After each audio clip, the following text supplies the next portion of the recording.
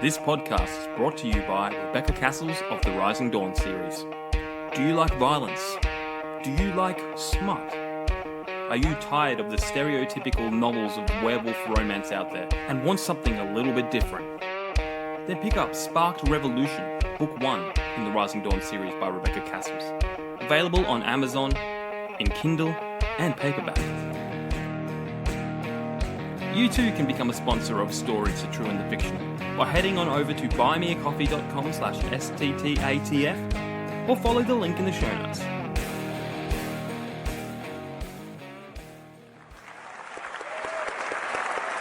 Thank you very much. You're all here to see the latest of our greatest new films. When we were making this new film, we were wondering, how can we ensure, as you say, the most minimal amount of money on the return? How can we make a film for everyone and nobody at the same time? How can we bring in new audiences whilst alienating our existing audiences? So please join me as we all enjoy the latest, greatest of our blockbusters. Ever wonder what would happen when the greatest demon hero trains in his horns for a soccer ball? Get ready for the most unexpected adventure yet in Hellboy: Suburban Adventures. Hellboy is leaving the chaos of the supernatural world behind for a shot at a simple life. But can this tough-of-nails hero adapt to PTA meetings, soccer practices, and suburban potlucks? Enter Lara, the soccer mom who sees beyond Hellboy's rough exterior, and with her 2 kids in tow, she and Hellboy discover that family is the greatest adventure of all. Coming this summer in the heartwarming tale, Hellboy: Suburban Adventures. Coming soon to Max. Welcome everyone to Story, True and the Fictional. I am, of course, Chris Bach. Joining me today is a lifelong fan of women's genres, J.A. Bryan. How are you going, sir? I need to see that movie. And I could hear. And even though we're recording it without the music, I can hear the music. You can hear the music, can't you? You can hear the music. It is a 19... Did you type that into ChatGPT and go with a 90s feel or something like that? Oh, yeah, I made sure. I used GPT for this one. Because you know what's the best part? I didn't even write an ad read. I told it to create an entire movie, like a full movie, using this theme, this scenario, these people. And then I said, okay, now make me an ad read of this. And that's what it condensed down to. So there's a full story of like everything. And were you doing, what's his name? Guillermo del Toro accent at the start there? Were you trying to? I was trying to do a little bit of it. Yeah, I was trying to do a foreign accent, but not del Toro, because del Toro knew what we wanted to see. I was trying to go slightly French, but then I realized every time I go French, it turns Russian, so I had to try to make sure I didn't go Russian. Yeah. So I was like, oh no, the accent is going a little bit Russian. Oh no. I'm like, man, I can't do French. Like, I just, of all the things, like... Well, I think you can do it in spurts. But everything seems to just always go back to Russian. Everything I do turns Russian. That says something more about you. That says something more about me than it does about the characters. But yes, I can't do Russian. I can do Russian very easily, apparently. But any other accent eludes me, and every accent I try will always undoubtedly turn Russian. Well, it's obviously your favorite to do. It's the one that comes the most natural to me. I don't know what that says about me as a person, but it's the accent that comes like just so natural. Like, it's like, yeah, this makes sense to me. I could see myself speaking like this in like an action film. So it's got nothing to do with your spy training. No, of course not. Shh. We discussed that in secret. Chris, we need you to infiltrate the Ukraine. Yeah. But not straight away. Live your life up until your early 30s, mid-30s, late 30s. Build a family in Australia. Once you have established family in Korea, then Work your way up to the Australian government, slowly but surely taking small steps. And once you're in the heart of the government, then, only then, think about you zapping Ukraine somehow from Australia. Yes, the Russian plan was brilliant, concise, and not at all dauntingly. Well, that there is I laugh, but that's kind of like that's basically the plot of Salt. Like, Yeah. they replace this one child, and again, it's a fine movie, but holy cow, they expected a lot from a child. Yeah. Like, to say, like, here's your future career. Make sure you go towards this whole field. It's like going, by the time she's 13, she would not give two shits about that plan. Like, let's be honest. By the time she's 13, by the time she hits puberty, by the time she realizes she looks like Angelina Jolie is super hot and lives in a capital society, she's not doing any of that plan. Yeah. Like, that plan is gone. But again, that's I still fun movie, but still, let's not go down the rabbit hole of like, how dumb it was. I've actually never seen it. I thought it looked dumb. You know what? It's not terrible. Like, I joke about it, but it's actually like, by today's standards. By today, no. Okay, by today's standard, it's a gold lining masterpiece. It's the greatest film you've ever seen. Yeah. By today's standards, but back then, that was a good film. Like, I enjoyed it. Like, you know, I think Angelina Jolie played the role quite well. Fine actress, so I enjoy her. She's a daughter of another fine actor. Yes, but changed her name. Oh, well, I kind of have respect for that because, like, you would forever be associated, you know? I mean, it didn't really work for, you know, Estevez. He did, like, two, 3 movies, and that was it. That's true. But that's you know, Martin Sheen, Charlie Sheen. No, I'm going to stick to our original last name of Estevez. It's like, I'm not hiding the fact that we're Hispanics. But arguably, he was in a lot of good movies, like our childhood, you know? He was in The Mighty Ducks. I know. And as far as I'm concerned, that is the greatest of, like, again, forget old Charlie Sheen's award-winning and hugely successful career and of 2.5 Men, Spin City, the Naked Gun series, like Wall Street. Forget all of these huge blockbusters. Yeah.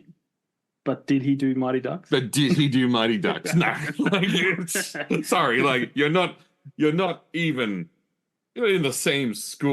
That'll be the one thing that haunts him for the rest of his life. Yeah. Speaking of haunting someone for the rest of your life, this podcast is brought to you by two of our people.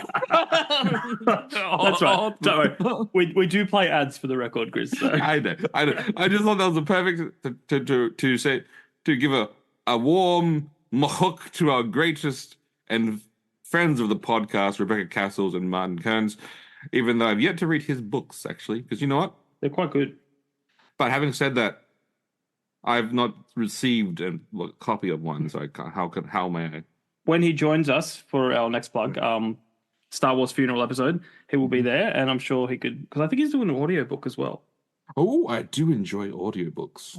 I think. Could be him, or could be might think else. I maintain, and I know this is me sounding like an asshole, but I don't want to read. You want to be read to? I want to be read to. I have near 400 books on my Audible account, which suggests that if I would like people to read the book to me, in a modern day society, who has time to read? You know, you can put on your audiobook and go out and about and enjoy. I remember hearing about audio for the first time, Audible for the first time. I was listening to a podcast. It was called the Sword and Laser Podcast with Veronica Belmont, who was somewhat famous back in the geek community back then. And she said, this podcast was brought to you by Audible. Sign up today for a free book. And I was like, what is an Audible book? And I thought audiobooks were for those old people who couldn't read. But what I realized was there was a craft, an entire genre of actors and voice workers who bring these stories to life. And the crazy thing is, when you people buy audiobooks, they're not so much buying it for the book. The book is sort of irrelevant. They want that they follow specific like readers, and because there's certain authors and certain Audible readers who bring stories to life, and so they say, oh no, this book's done by this person. Oh no, like he's boring. He doesn't have the right tone for it. And then like there's some then you get some authors and oh, it's done by this one. So then people be like, oh yeah, 5 stars. Didn't like the story, but love the reader, so I'll buy the next one. I was like, there's this whole thing like getting the right reader on your audiobook is key. Yes. This podcast is proudly brought to you by That's hey, if you get that Amazon money, that's when you know you've made it. Audible.com. Audible.com. But it probably wouldn't be that much. You know, like when you put a book on there, they give you hardly anything. It's your book. Here's $1. You know. I'm sure with Audible though, I don't know. Probably not. You're probably right. I haven't looked into Audible. But I know with Kindle, if you're on Kindle, you get paid per page read. Okay. We should ask Rebecca Cassells on the book Finances. Mm-hmm. Mm-hmm. And Martin Kearns, and because if he's doing Audible, he's obviously looked into the costs of it. Yeah, and I'm very interested to know on that because you know a good audio book is worth its weight in gold, or its weight in salt if we're talking about the old measure. Because remember, Jamie, since the dawn of time, salt has been I don't know why I'm trying to bore you to death, but I am. I don't know. Salt has been a highly sought after commodity. And we're talking about the grain, not the movie. No. I'm talking about Angelina Jolie. What are you talking about? To the dawn of time, Angelina Jolie has been commodity. Well sought after. Hey, I enjoyed Mr. and Mrs. Smith, that film, way more than I should have. Like, that's a great film. Have you seen that film with Brad Pitt and Angelina Jolie? Pitt. No, or maybe partially. Like, it's actually like a good film. Like, it's actually like a really good film. Yeah. It's like you do sort of ask some questions like, how could these two assassins live in the same house? Not realizing they're both anyway. Like, hey, one of my most things I love to talk about is the Pina Colada song. I got a lot of questions about that song. Yeah. Like, you know, it's just like, I didn't know you liked all this stuff. We're married. You know, we're both looking to have an affair. Oh, with each other. Just there's none about that would go that way. How the song played it. Oh no, there'd be some questions. It's like, oh, with your Tinder profile. When did you get a Tinder profile? What the fuck? Yeah, there would be some hard questions in that relationship. Yeah, and only someone as brave as Dr. Phil could really ask the questions and ask them. And how did that make you feel when he brought up pina coladas, which, from my understanding, you had on your first anniversary in Hawaii, and that's what sort of kindled this longingness to return to a time when you were both young and free. This is before the mortgage and before Biden's economy, and it's destroying your everyday lives. I love Dr. Phil. But it's funny, but much like how you always go into Russian, towards the end of that accent, you turned into. Because truth be told, I've rarely heard Dr. Phil speak, so I was supplementing my knowledge with Mr. Mackey. And whenever I do, whenever I do my Dr. Phil, it's always modeled off Dr. Cox's from Scrubs. Oh, Dr. Cox's version, and how does that make you feel? How's that working out for you? Wow, crying. Classic Dr. Cox. Yeah. He is a hero. I would love to see a crossover with Scrubs and Parks and Rec, but have Ron Swanson and Dr. Cox meet. I would, again, I know they'll never do it. I want a show called Young Cox, similar to Young Sheldon, where it's Dr. Cox has his first day as an intern all the way through his residency. Bill Lawrence, if you're listening. And I think meeting Jordan and all that's the affair, the whole kit and the whole kit and caboodle. And much like Young Sheldon, finish it when it should be finished. Exactly. Go, right, we're done. Put a pin in it. Yeah. End it out. But yeah, like I said, I've only seen some of Young Sheldon. Like I think it's impressive that they could get a kid that's annoying, like that, like Oh, kid, be annoying. Okay.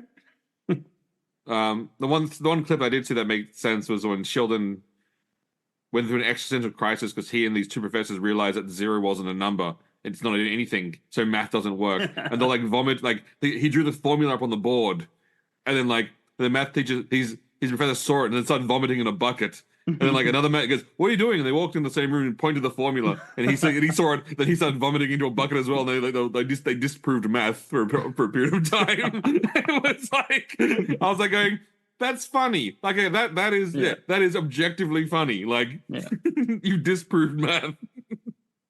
Anyway, what's going on in the world of Jamie Bradin?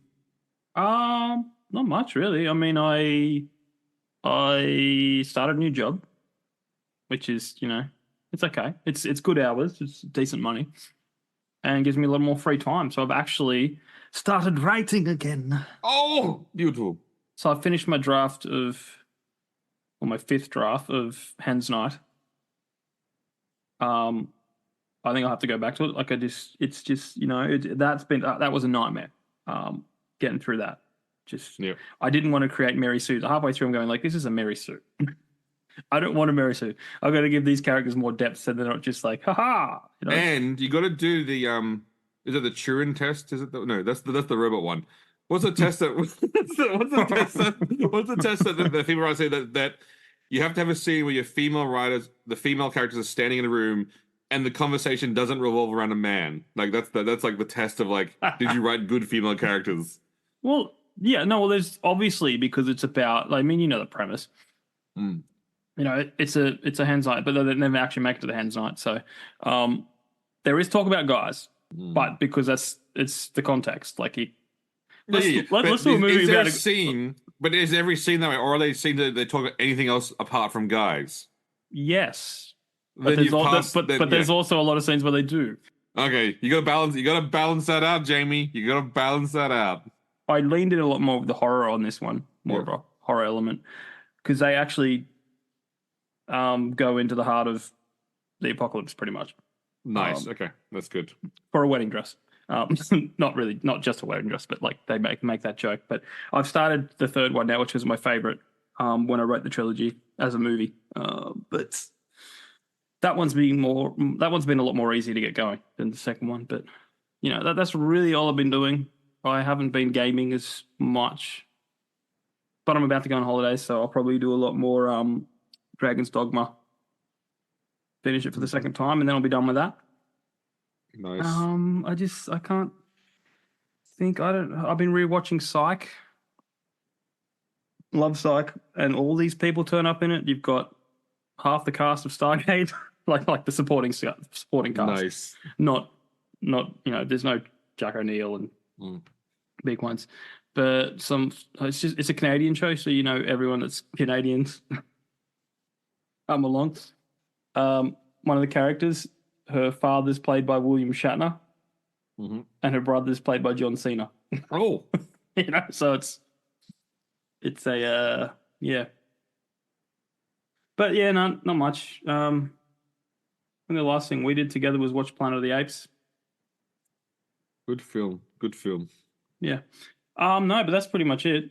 It is summer 2024, according to the seasonal review of anime. Oh, okay. Which means there's a new season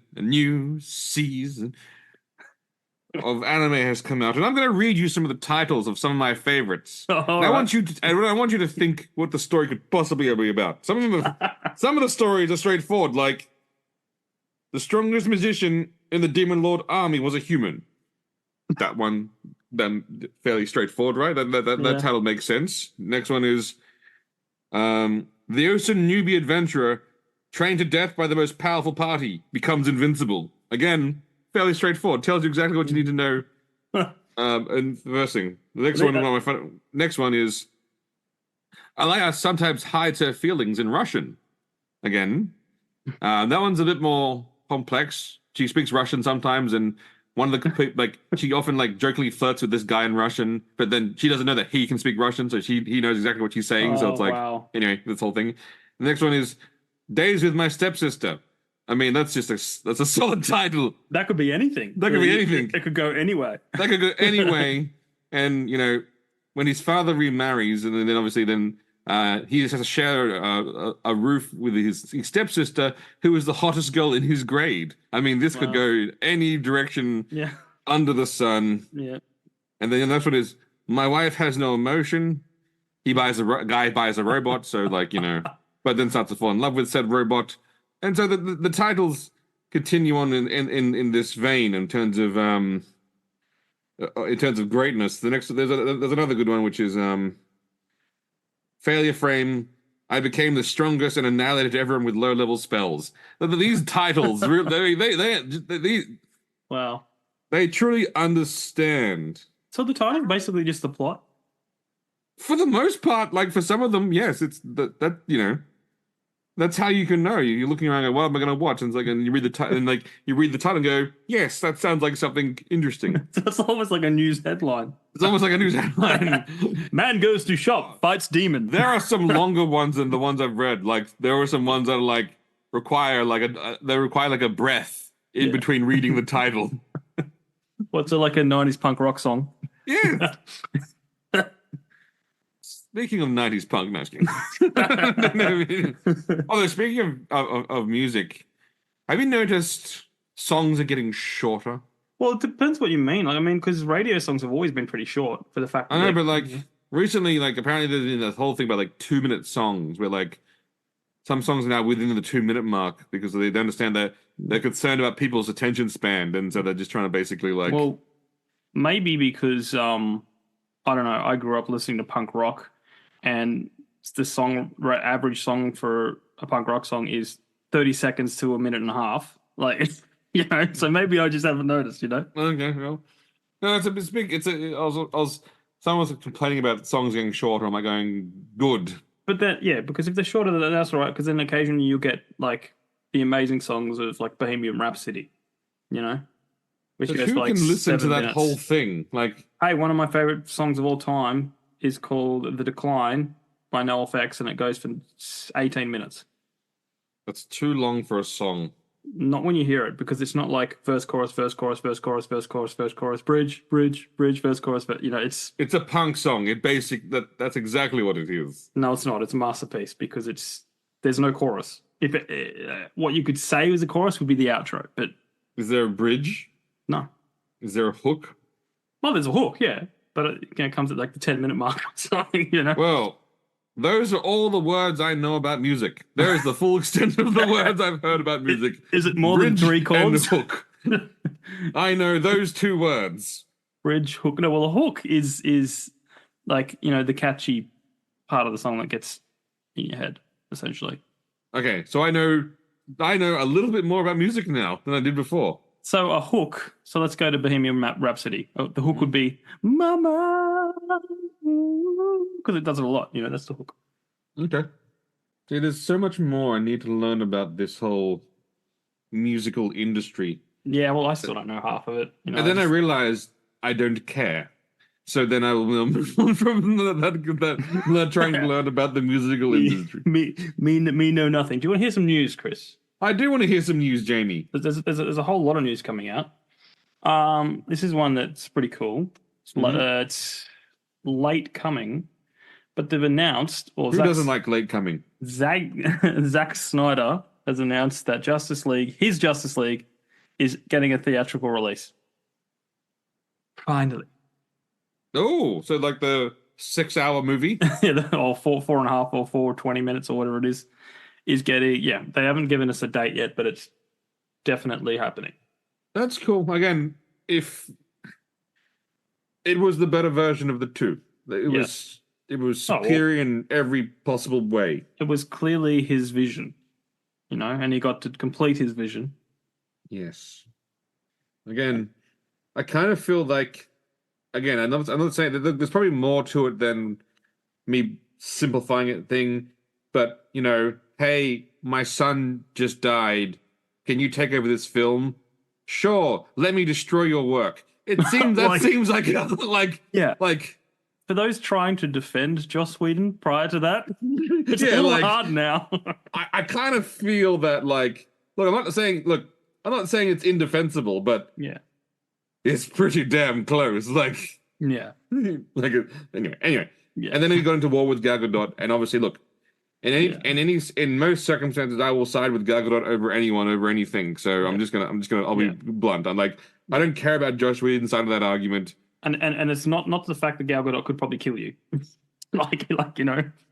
Yeah, as an Israeli soldier, she could probably kill. Yeah, I'm there. Not even going to that point. Just saying, if she said something, I'll be more inclined to believe her. She seems more trustworthy than Joss Whedon. Yes. Yeah, and it's a shame because Joss Whedon gave us some great things. Again, Buffy is still probably one of my favorite old school TV shows. Buffy, Angel, they're fantastic. Yeah. He created Dollhouse after that, which was a good idea, but it wasn't quite as good. Then he created Firefly, which obviously was like phenomenal. Yeah. Phenomenal. For one season, it had so much. Yes. There was so much iconicness in a single season. Yeah. So again, I'm not saying that his work is all shit, but you can only be successful for so long. I think in that universe. Unless you're Tom Hanks. Oh yeah, unless you're Tom Hanks, then your success is you're fine. Second bit of news coming out of the Stranger Things world. People have been wondering why it's taken so long to get this 5th season made. Mm-hmm. Basically, one of the stars, Maya Hawke, says that they're basically making 8 movies. So the episodes are going to be like an hour 20, an hour and a half. I remember the end of season 4. Holy shit! Was the last episode like 2.5 hours or something? Yeah, that was a fucking long episode. Yeah, so basically we're getting 8 movies. That's what. Yeah, then continue on. That's fine. So they'll probably be, in their 30s by the time they finish filming. I was just gonna add, they better film that soon because imagine they'll be aging up real quick. Yeah, like they're already older than they should be. Imagine if Stranger Things was done how high school movies were done for us back in the 90s. Mm. These kids would be in their 40s now. In their 40s by now, yeah. So hey, like that I don't know what it's from, but the meme comes around all the time of Steve Buscemi dressed as a high schooler. Oh yeah, he's like, hello my fellow cool kids. Yeah, yeah. That would be it. Oh man, I did not know, because this comes into our next bit of news, that George R.R. Martin worked on Elden Ring. Yes, he created some of the story, which is why it's so convoluted. Oh, okay. Well, because apparently there's a rumor that they're planning on making a movie. Here's a movie about which time period are they setting that in? I don't know. Because it's only a rumor, but because this comes directly from George R.R. Martin himself, and I quote, "Oh, and about those rumors, you may have heard about a feature film or television series based on Elden Ring. I have nothing to say, not a word, nope, not a thing. I know nothing. You've never heard a peep from me, mum. What rumor, right?" Okay. So apparently, now I'd want them to set it in the same game setting rather than trying to go back and tell the story of how the world became fucked. Although because that story's weird as shit. And if you think Game of Thrones is weird, you've not seen some of the things he's written about. Like some of his characters, one turns into a male, one turns back to a female, then has a child with themselves. It gets weird. So am I up for it though? Oh hell yeah! Do it. Let's go. And for our final bit of news, there's a rumor going around regarding Deadpool and Wolverine. I don't know if you've heard. Have you seen the recent clip with him fighting Sabretooth? Yeah. And Ryan Reynolds is walking around going people have been waiting decades for this fight, all this stuff. Yeah. Well, the rumor is that that's a chopped up clip, right? Oh. Because people have analyzed it to a T, to the point where, look, see, Wolverine's got no katanas in his shoulder at this point, and then when he says who's next, he's like, there's no blood on the shoulder, intricate stuff like that. So the rumor is it's going to be the Hulk. Oh, Hulk versus Wolverine was an amazing comic. Yeah, an amazing animated movie. Yeah. Don't give me hope, Jamie. No, I'm just saying that this is the rumor, and Because no one cares about Wolverine and Sabretooth fighting Yeah, again. exactly. Like, You know, yeah. And another theory is that he just like kind of just like kills him. Like just like one punch man him. one Like, hit kills him. Yeah, or something like that, you know? Okay, I'd like that would be funny. Like a big build up, then to the Yeah. just like bleh. Okay. Yeah. That's the rumor. And that would just make the movie too perfect in my book. Mm-hmm. Because apparently they said and spoilers alert, that the opening act, I guess, is from the point that Deadpool goes to you know, the time place, whatever it is. The TVA. Yes, the TVA. That's it. That's how much I paid attention in Loki. Mm-hmm. That basically Deadpool goes on a journey to find the perfect Wolverine. You know, so and then inevitably arrives at the perfect Wolverine, which is Hugh Jackman. That's kind of the plot. Like there's there's a lot of videos out there. I don't want to spoil too much. That sounds good though. It sounds like I'd watch that. It sounds promising already because I know there's been a lot of tension between Ryan Reynolds and Disney because I think originally he wanted Deadpool to go to Disneyland, you know, Oh. you know, and there's going to be all this, you know, jokes about Disney and stuff like that. But the board's like, no, don't make fun of us. Oh, that's sad. Yeah, but that would be funny. It would be. And I'm glad because they've done all the reshoots. So I've got a feeling it was just Ryan Reynolds going back and going, okay, now that I'm allowed to ad lib, let's go. I can't believe they said ad lib is writing. I'm like, get the fuck out. Okay, that is so stupid. That is so stupid. All right, are you ready for our topic, Chris? I am super ready. I am so hard for our topic. Okay, because there's been a lot of trailers, there's been a lot of news coming out, and basically it just things that we once loved, reboots that are happening, and it's just like they don't seem to be sticking the landing, let's just say. They're not exciting us anymore because look, let's start off with this one. Okay, Guillermo del Toro does 2 amazing Hellboy movies. Yep. Using practical effects. They are the bomb diggity. The Golden Army was phenomenal. Oh, that's beautiful. You know, the work of art. The demon cantina bar, should we say? Like a town. You know what I mean? The troll village, the troll market. Sorry, the troll market was everything you'd want to see in a troll market. It was just it was absolutely outstanding. That like everything about that was just awesome. But even perfect casting of Hellboy. You know. Mm. And then I was a little, you know, worried about when they rebooted it with the Stranger Things guy, David Harbour, I think his name is. Yeah, David Harbour, yeah. Even then, they just took it to the next level of dark, you know? Violence. And a lot of people hated that, but then I think we all agreed that you don't make that movie come out at this, like a week or 2 out from Avengers Endgame. Like you just... Yes, that was sort of setting up for failure. Yeah. And now... they're rebooting it again with an actor I've never heard of. Yep. And it just, I showed you the trailer, and it just looked like almost like a TV indie movie. It felt on the lower scale of things, like And look, like here's a synopsis. Mm-hmm. Hellboy and a rookie BPRD agent get stranded in the 1950s rural Appalachia. Okay.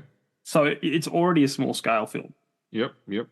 And, you know, they discover a small community that's haunted by witches led by the eponymous Crooked Man, which makes it feel like a TV episode. Like, it's kind of like if this was a TV series. It feels I kind of feel that this should be a TV series. Like, I don't see why this is a theatrical release. Yeah. And even when I pull up the cast... But this is a TV series, right? No, it's a movie. You sure? Yeah. Is it, like, that feels like... a movie for a streaming service. Well, right? it could be a Netflix film, or it could be something like that. But there's only nine people credited in the film. So that feels like a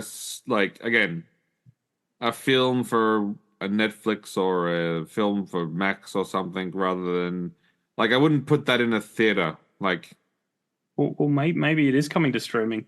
Yeah, because it looks just very low budget, which is fine for a streaming film. Like it's. Yeah, but at the same time, you know, after the scale of the last 2 or the last 2, 3, you know, I'm just not convinced. Like he doesn't even.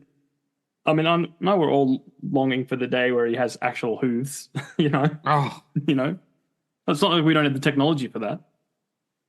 But people would a lot of other people would find that weird seeing him with hooves, but like Yeah, yeah. But you could always like, like do a few shots. Oh, look, he's got hooves, and then just do every other thing from the waist up. waist up. Like if you really want to save on makeup or having to put on the prosthetics or whatever. But I don't know. I like him. I like hooves. Love the hooves. But why do they keep rebooting it so close to each other? This one seems weird, to be honest. Like I think this one feels like they just needed something, so they just grabbed something. Like even like the gap between Guillermo del Toro and David Harbour felt too soon. Too soon. No, I agree. 100%. That was way too soon. Like it was way too soon, and this is even sooner. It's even sooner. Yeah. I have zero faith in this film. So, hey, it might be like Prey and turn out to be like surprisingly good. Like yeah. Like it could be like when I was like, oh shit, like yeah, but with Prey, the concept got you from the start.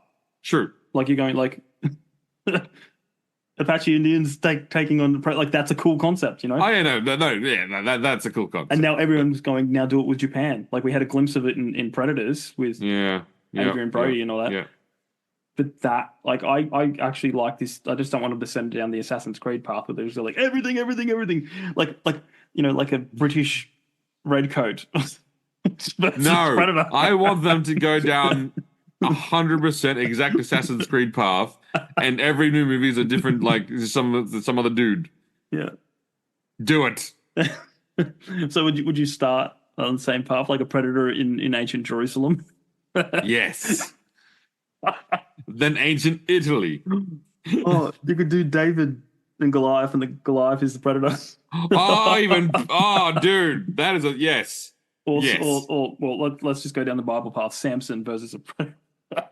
No, David. But he turns up to fight the Philistines, and the entire Philistines village is all wiped out. They don't know what's happened, and it's because of the Predator. And then David has to use his slingshot to kill the Predator. You know what's really funny about that entire story, which is really, really funny? Like, back then, when we read David and Goliath, and even in Bible study, it was like going, all he had was a sling. Oh, he's so amazing. Yeah. Do you know what the modern equivalent of that is? Yeah. All he had was a 9mm. Yeah. Oh, he only had a handgun. Oh, how did he beat? Like, back in that time period, the sling was the primary weapon for soldiers. Yeah. Trained soldiers, and a trained slinger was deadly, was death-defyingly deadly. Yeah. So if David himself, which he says he was a trained slinger, that's again he had a gun. No big deal. he went into that fight with a gun. Yeah. it's like all David had was a 9mm against his opponents. Like. Well, of course he won. He had a fucking sling. Let me take it one step further. It's like he went into a mob with a pitchfork and he's like, and all he had was Excalibur. Yes. Again. Yeah. Because that did that on what was that show you watched? The one where they compare like warriors from different. Oh yeah, Deadliest Warrior. Yeah. Didn't they do like a whole slingshot thing? And they're going, this slingshot is going like 150 kilometers an hour or something. Yeah. Crazy thing. A smooth stone, or a piece of lead, which is what most slingers would have done, was enough to bash through most people's armor of the time. And like a headshot with a sling, your skull basically explodes under the sheer force of that impact. Yeah. So the fact that he felled him in one sling by hitting him in the forehead, well, fucking anyone would die by being hit in the forehead with a sling. Best you could do is say, well, he had really good aim, Oh no! Again, it sounded like David was a trained slinger. Yeah. Like that's what a slinger was. So back, like one of the greatest slingers, the Cretan slingers back in the, they were farmers who would use their slings to fight wolves and things, and then they'll put into the army, and they would then throw stones at horrendous speeds at soldiers, obliterating them because that's how good they were with slings. Yeah. This is what David was. It's like going, oh, he had nothing but a sling. It's like, yeah, he had nothing but one of the dangerous weapons of the ancient era. Now, the one thing you could say, going back to Samson, is you could go, well, he did kill a whole lot of people with a a jaw, a donkey jaw. Yeah, that's cool. That's impressive. Cool. That's impressive. That's more impressive than someone. That's more who's impressive than David Goliath. Yeah. you know, than like a almost like a trained sniper. You know, just Yeah, exactly. It's like all I had with my lethal swing. It's like, ooh, like yeah, you suck, David. One more comparison. It's like, I went to the Olympics and I pole vaulted over this thing, and all I had was his pole. Yeah. All I had was my Olympic pole vault, and I made it over that fence. Yeah. It's like, well, yeah, you had an Olympic pole vault. Yeah, that's like the guy. I think it was like 10 years ago. Time moves so fast. Who escaped North Korea? He was a former pole vaulting champion. Yeah, and he did pole vaulted over the wall and ran. That makes complete logical sense. Of course, if you had a pole vault. Albeit that's more impressive because we all know what's on the other side of that wall. It's like landmines and exactly. That's impressive. Agreed. Yeah. But yeah, so yeah, I think they should leave Hellboy alone for a while. Maybe do a series if they really want to do something. But I would be okay with a Monster of the Week, like BRPD series with Hellboy. Like I think that would be fun. Awesome. Like I think that's a lot of fun. Yeah. Now, do I want the full characters with the Jaguar guy, and I don't want the full cast of characters? Yes, but again, I know, like, I want to be greedy. I'll take what I can get. Yeah. Well, look. Do I need Abe Sapien? Oh, you bet your fucking. That same actor. Oh, you have to have the actor in Abe Sapien. 6'5". There's a really good doco on YouTube. I can't remember what it's called. It's about it's a whole doco on the actors behind the suits. Oh yeah, it's a big craft. Yeah, and it's just art. Like the people should be winning awards for this stuff, you know. Yeah. Apparently, the Godzilla costume, the original Godzilla costume, was just hell. It was hell to wear. It looks like hell. Like yeah, which probably added to the drama of destroying. Mm-hmm. But yeah, now for the moment of utter sadness. I tried to defend this. You did. There was one thing that gave me. Obviously, we're talking about James Gunn's Superman. Yes. I was excited. We were all excited because it was James Gunn, and he gave us. In Gunn, we trust. We said that many times. I believe we even sung a song called "Believe in Gunn." Yes, I want to believe in James Gunn. But now we're going to add 2 letters to the phrase in Gunn. I believe. We trust. No, 2 letters. In Gunn, we trusted. Oh, because all I can say that on a positive note is the newspaper. Like you put out a post with like the classic newspaper in the and boxes. When I saw that, I was like going, oh, Golden Age. Okay, I'm like going, okay, Golden Age superhero. I'm getting a little bit excited. I'm like going, yeah, like then the trunks make sense. The costume looks good for a Golden Age superhero. I was like going, okay, nice. And then they went like, here's modern military soldiers. I was like, oh, fuck. Just like, oh. I was just like, oh, no, why did you do that? I tried to stay optimistic. And look, I probably will watch it, but just on streaming or, I won't see it. Okay, so there was a leaked rumor about what the plot's about. Mm-hmm. It's been picking up a bit of steam as being, some people, James Gunn came out and said like, oh, there's always rumors, nah. But there are some people who apparently they're fairly good they're in the know, saying like, this could be it. All right, here's a leak. Take it with a grain of salt. Not really a spoiler because it's a rumor, so I'm just going to say that. Mm-hmm. Superman has been active for a couple of years and is struggling to reconcile his human upbringing with his Kryptonian heritage. See, he's already mentioned that as part of looking good so far. Other superheroes are edgy and kill when necessary. Superman is outcast among them for his optimism and his no-kill rule. Ultimately, it inspires them to change their ways. Okay. Inspiration. Okay. Lex Luthor's war profiteering, selling arms to a foreign conflict. Superman intervenes in the conflict, and then the US government deploys a clone created by Lex Luthor called Ultraman. Ultraman deteriorates to become Bizarro. Bizarro is one of the Superman's enemies that he fights. It's basically a Bizarro version of Superman. And then something Lois Lane exposes Lex Luthor. Lex Luthor is cleared of all crimes and then runs for president. That feels a little bit too like James Gunn's pointed. Like I don't know if that's true or not. And then at the end, Supergirl and others arrives on Earth. plus other DC heroes like the Engineer getting recruited in the Authority, and then apparently they make a joke about themselves becoming super friends at the end. So it's a rumor. That end does sound very Guardians of the Galaxy, though. Yeah, it does. Like, and if you see the shots of the heroes already that are shown, which is Guy Gardner, Hawk Girl, I want it to be it sounds reasonable, and also like you've already seen the footage, the trailer, like the leaked footage of a guy in a black suit with the Ultraman symbol on his chest, with Superman in handcuffs being followed by US soldiers. So you're going, now, did someone see that image and write a fake rumor? Yeah. Or was the rumor, or is this the story? Yeah. Yeah. And I'm like, I'm caught between because I don't hate the concept of Superman not killing and then inspiring the other heroes to be better. Like, cool, awesome. That feels very Superman-y. Mm-hmm. Maybe that also explains his choice of outdated costume as well. Maybe he's not, maybe he'll update it. I don't know. It just feels like I'm not sure if I'm still not sure if James Gunn can do Superman, and I guess You're about to find out. I'm about to find out, but part of me is thinking he can't. Well, he may take off the trunks at the end of the first movie. You don't know. Again, if he's wearing sort of like a homemade suit, and it looks pretty impressive for a homemade suit.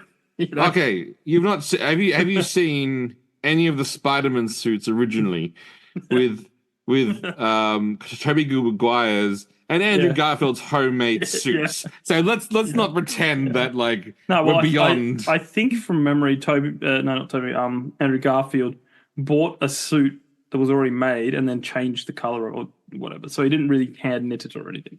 No, but he used screen printing to change all the designs. I'm going, that you can't do. That's not how screen printing works on that. Let's not pretend there's no flaw in any Spider-Man movie, because we're yet to have the perfect Spider-Man movie. Okay, that's fine. At least Andrew Garfield gave us web shooters. Again. And if James Gunn wants to use his costume, and if he wants to do the classic line of saving a kid, and the kid goes, "Cool costume, thanks, my mum made it for me," then I'm okay. That's what I said. Yeah, Superman and Lois did that perfectly, where he started off with the original classic costume because that's what his mum made for him. Then when he got better, he got the Kryptonian suit, and then that made sense. I like that. Perfect I thought that was RPG. excellent. Perfect RPG. Yeah. I know. Start off with a low gear, get better gear. 100% agree. And if that's what James Gunn's doing, then I'm all for it. But I don't know. Looking good. Even Clark Kent, I'm just like, what's with the mop? What's with the hair? Oh my god! I understand he's trying to make Clark Kent not look as Superman-y. Christopher Reeve did it so well. Yes, he looked like a tank, but he played the clumps. But the point of that they call him Smallville because he's a farm boy. So him having big and muscular farm boy is not that's a big dumb ox. So look how dumb he is with his big dumb that's fine. I don't mind and it's also that whole thing where you don't expect to see Superman in your office. Yeah. So you're not you're not looking for him. Superman in your office. You're looking, oh, look at that. And you know what? Props to Brandon Routh, who did Superman Returns, where they're in the office, they're working. The reporter turns to Lois and goes, "How big is Superman? About 6'4". Clark 6'4". How good hair, same posture." Then he turns around and does this wave and does this goofy wave at them, and they both just crack up laughing at the sheer thought that he's Superman. And I was like, I like that. That's exactly what it should be. He's going, he's so stupid. He's so oh shucks, that they go that's not Superman. I was like, and Henry Cavill stood in Times Square next to a Superman poster with a Superman shirt with glasses on, and no one walked up to him. So again, having said that, did that look dumb? Yeah. Yes. Am I concerned? Of course, now I'm concerned. But again, maybe you're right. Maybe in post-editing, they'll make the suit look better. Yeah. Well, I've got a correcting IGN for us to do related to this topic. But before I get into that, before I forget, it's just like when Hugh Jackman was filming one of the X-Men, and he was walking through New York dressed Yeah. as Wolverine, and Yeah. walked past someone, and someone said, "Oh, you're a bit tall, mate." like you know, it's like didn't even know, like he just thought he was a cosplayer, you know. It does prove that if you're not expecting it, then you're not. You know, yeah. So again, do I think it's going to be good? I need it to be good. I don't want it to be good. I need it to be good. Yeah. I'm concerned. Again, Yes. I haven't seen a trailer yet, so let's. Yeah. Just, Well, that's true. You know, the trailer will set the tone. just give me a good trailer. Give me a trailer that is on the same vein as Ideal Hope, the Superman trailer, which was a Man of Steel trailer, which was excellent. Yeah. That Superman trailer was fantastic. So let's. Man of Steel was a good film. Don't care what anyone else thinks. Let's see if they can live up to it. All right. Okay. Are you ready Yep. for this week's correcting IGN? I am. Okay, so I'm just gonna put it out there. Oh, they put their name to it too. Remember like there was a time where they didn't put their name to it. Yes, Yeah. correct. Well, this is by Scott Kalura. This is the headline from IGN. Mm-hmm. Guys, the Superman suit probably isn't even this version you'll see in theaters. And so basically, the argument is Yep. the costumes never look like they do on set, like they do in the movie. Like that seems to be the argument.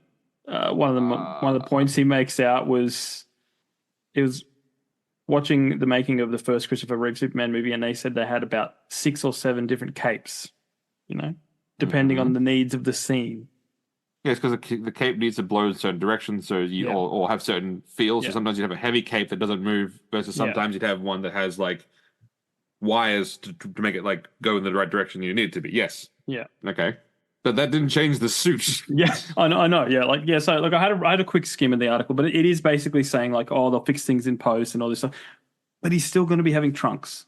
Yes. It may be a different color blue, and you know that might be a little more bright red on the cape. But it's essentially you're seeing what, like you mentioned the Cavill looks like. the Cavill set photos. Like you could tell the difference between that. Like it looked the same, but I'm sure they touched it up a little bit, but it still looked the same. Oh, they touched it up and made it look a little bit nicer. But the suit still looked good. You see those pictures of Henry Cavill walk around in the suit? It still looked fantastic. Yes. Like it still looked incredible. He looked like Superman. It was It was a powerful look. It was awesome. Yeah. Like, and I know I am comparing it to the Cavill suit. And you know what? Yeah. And you know what? What? If that's the benchmark of all Superman suits, the Cavill suit. The Cavill suit is the superior suit of all Superman. And unless you can be better than the Cavill suit, sorry, you have problems because the Cavill suit was excellent. And coming in at second place would be Superman and Lois. That suit was also that was also an excellent suit.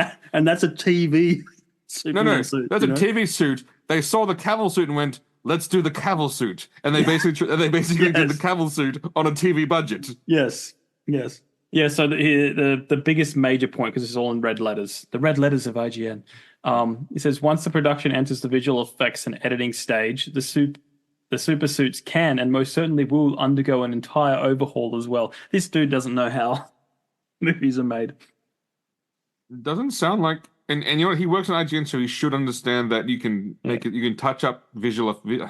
No, that's not how that works. Like, yes, you can make it look better, but it's still going to be the same suit. Like that's the basis of the color scheme is set.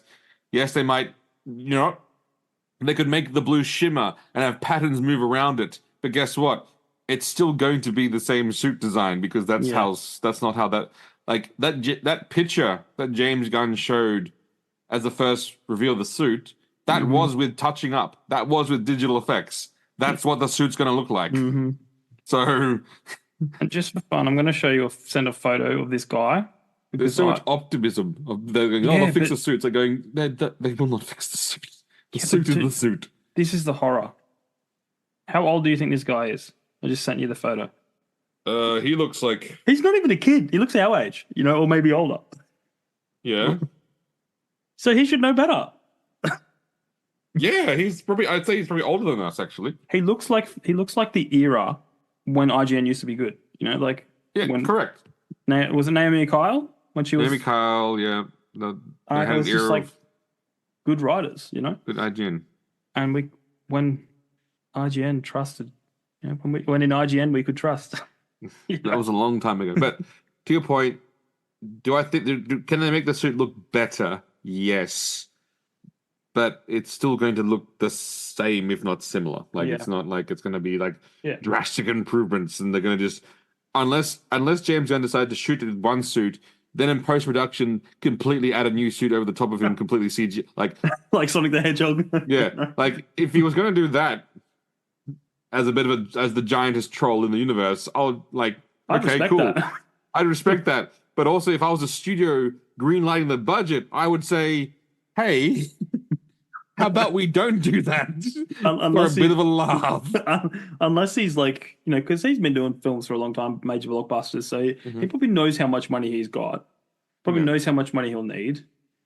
I mean, I've heard stories that they pay way too much money on catering and, all that stuff. Oh, yeah, of course. But that would be amazing. Like, I would props to him if it was the biggest, just troll. He just goes in and then just adds Cavill suit back over the top of adds Cavill suit over the top of the guy. Yeah, basically, they're doing Blazing Saddles. Oh. So they're like, here's a fake set, but they're filming somewhere.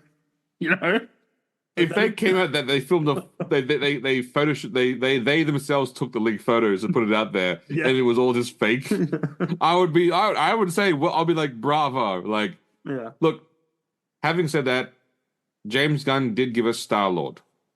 He did give us the dance off to save the universe. Mm-hmm.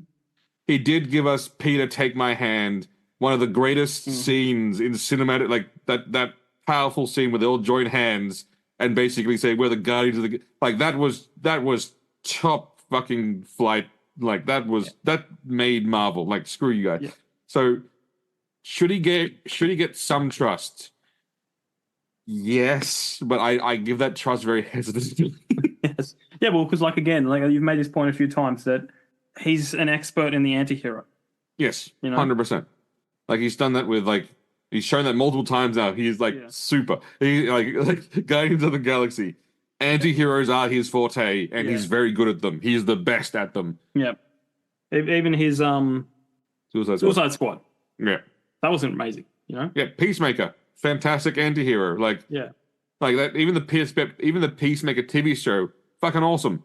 Yeah. Like, they do an anime dance opening. Like you can't you can't go wrong with just a dance opening for a serious network TV series. It was spectacular.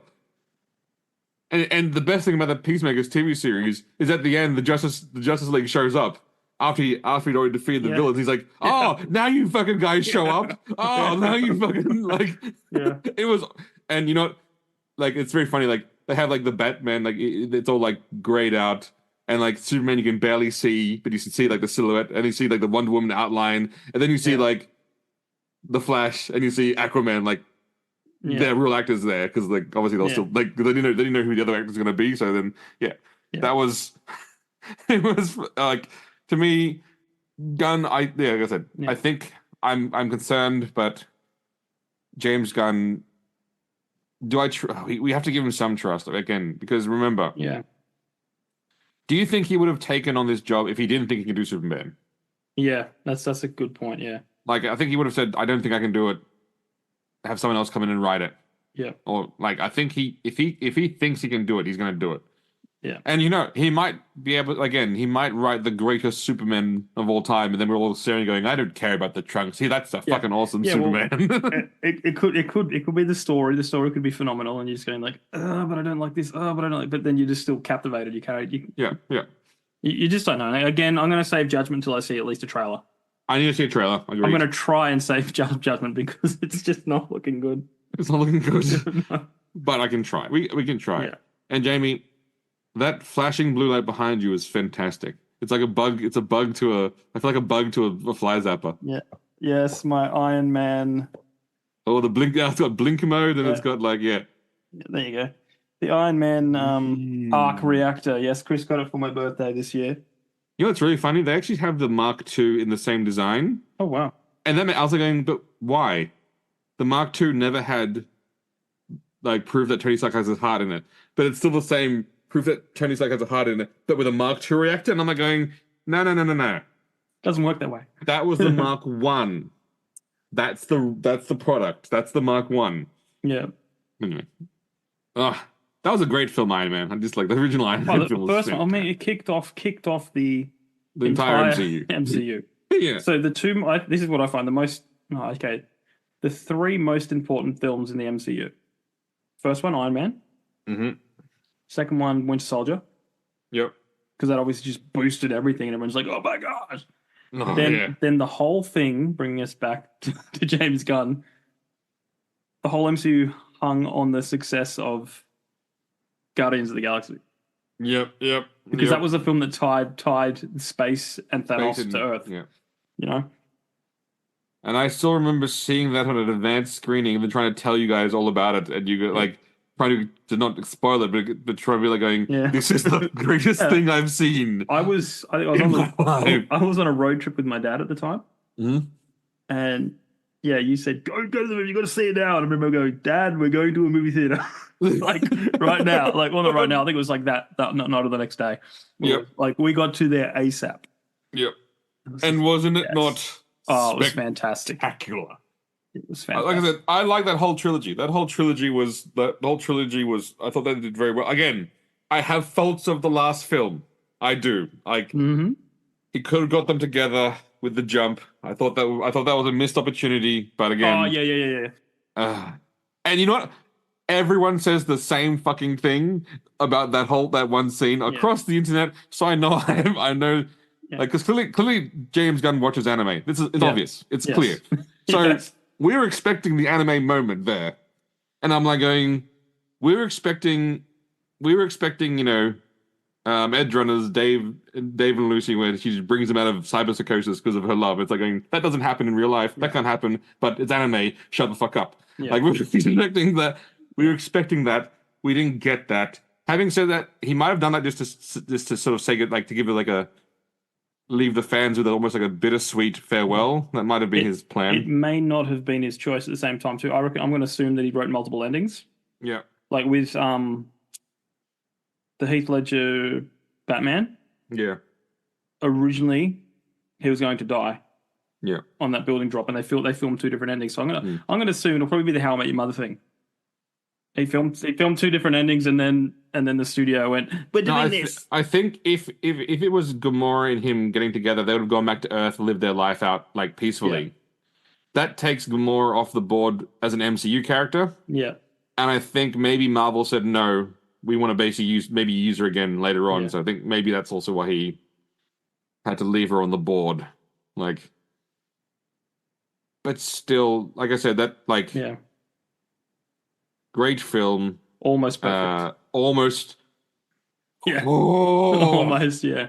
Like, again, it's the definition of seeing those athletes where they do those amazing somersaults in the air, and they land, and they have a slight stumble, and the judges are like going, 9.3 because of that little,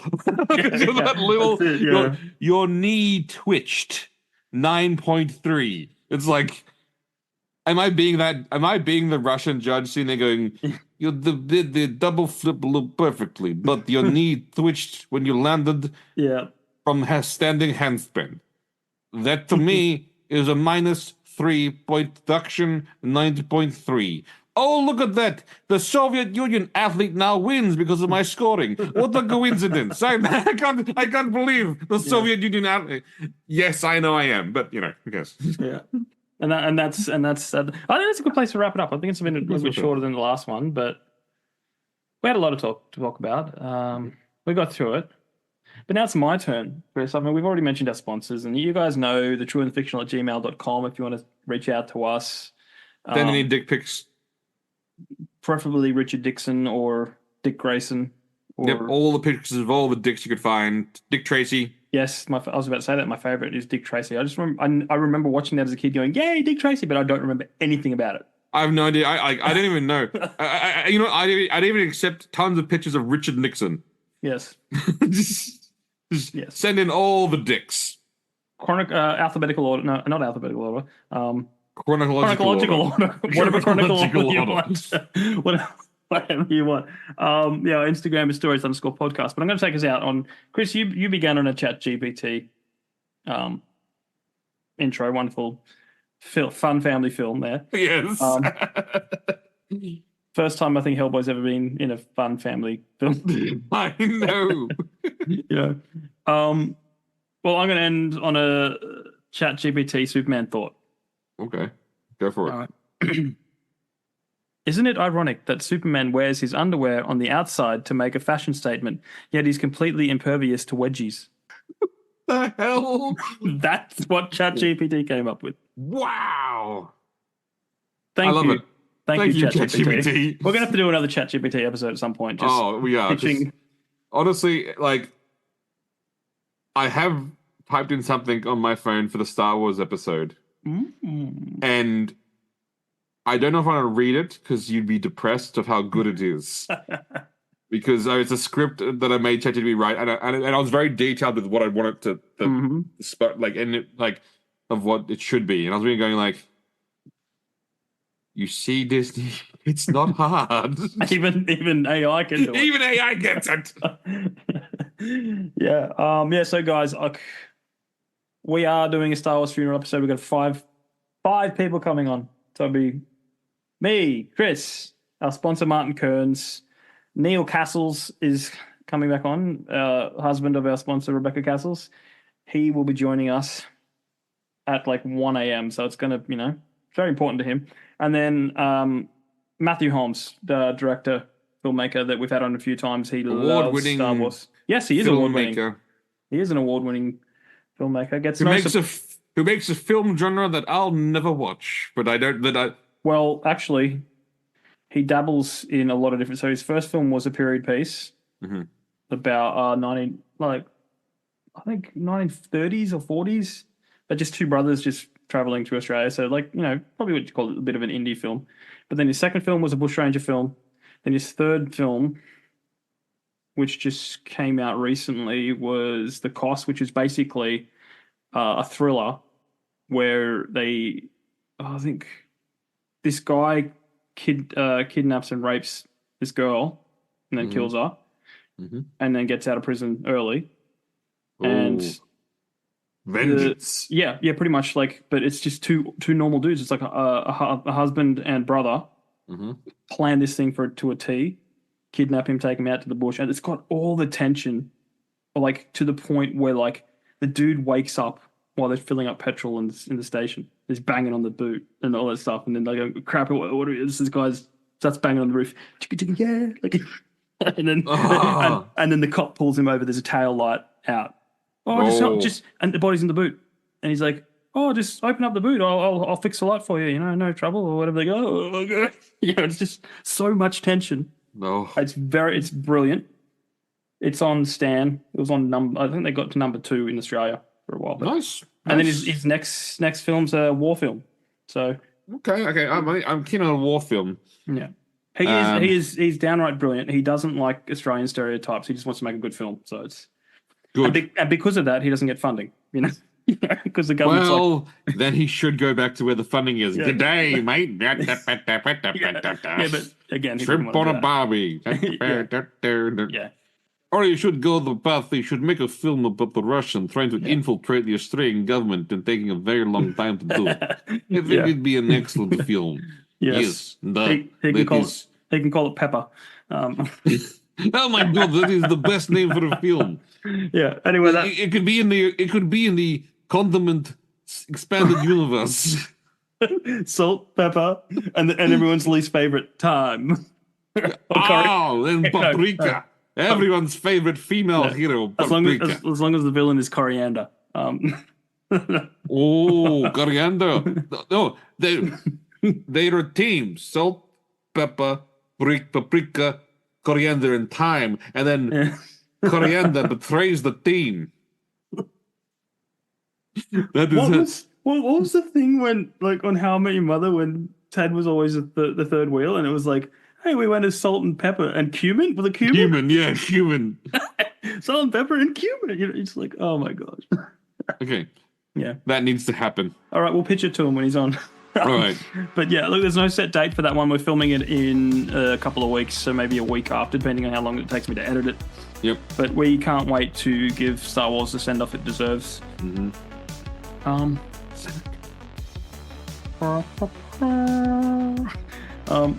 Yeah.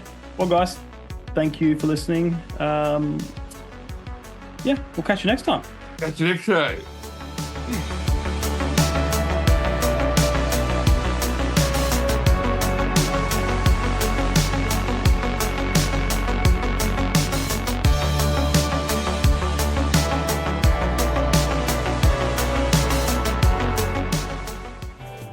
This podcast is brought to you by Martin Kearns and the Valor of Valhalla series. In the battle between two ancient evils, can one naive young man become the last hope against powerful creatures of legend? Beneath the Veil is the gripping first book in the Valor of Valhalla dark urban fantasy series. If you like reluctant heroes, infernal myths, and bloody epic clashes, then you'll love Martin Kearns' formidable foray into the unknown. So head on over to readkearns.com and grab yourself a copy of Beneath the Veil today.